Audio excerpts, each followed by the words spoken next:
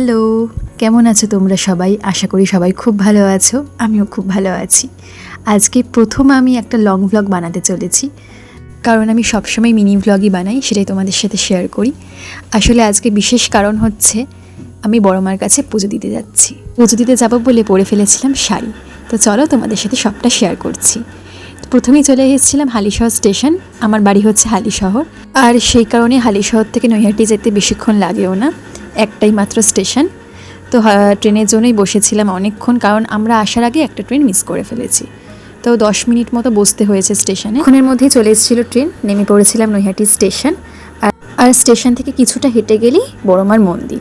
খুব বেশিক্ষণ লাগে না, 5 থেকে 7 মিনিট হাঁটা পথে।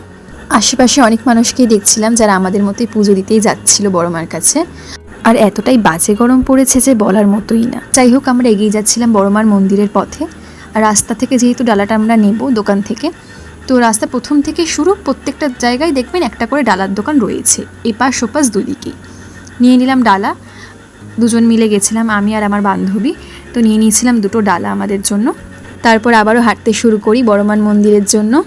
তো দেখছিলাম যে কত লাইন সেদিন।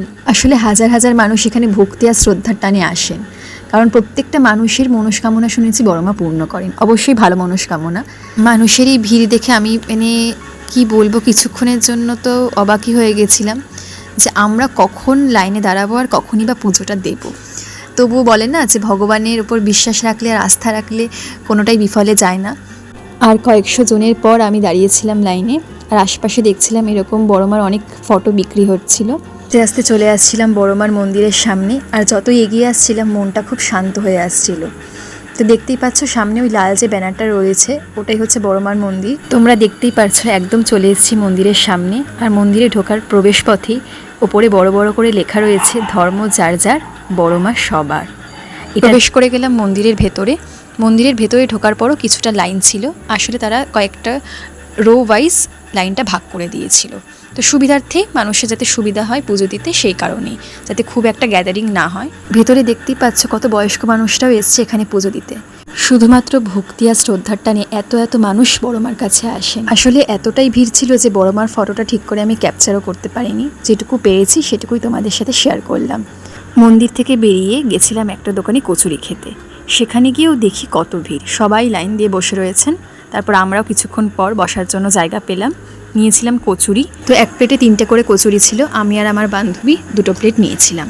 তো খাওয়া দাওয়া কমপ্লিট করে বেরিয়ে পড়ি বাড়ি যাওয়ার জন্য। কিন্তু বাড়ি যাওয়ার আগে গেছিলাম একটু মিয়ামোড়ে, কারণ আমার যে বান্ধবী আমার সাথে গেছিল তার একটা ছোট্ট মেয়ে আছে, তো ওর জন্যই কিছু স্ন্যাক্স কেনার ছিল মিয়ামোড় থেকে। তো সেগুলো নিয়ে চলে গেছিলাম স্টেশনে। ট্রেনটা দেখলাম চলেই এসেছিলো, আমরা যেতে যেতেই কপাল ভালো ছিল যে ট্রেনটা পেয়ে গেছি সঙ্গে সঙ্গে। তো ট্রেনে করে চলে যাই বাড়ি। আর এভাবেই আজকের দিনটা কাটলো। দেখা হবে নতুন কোনো একটা ভ্লগে। যদি আমার ভিডিওটা ভালো লেগে থাকে তাহলে অবশ্যই লাইক, শেয়ার অ্যান্ড সাবস্ক্রাইব করে দিও, আর পাশে থেকো। বাই।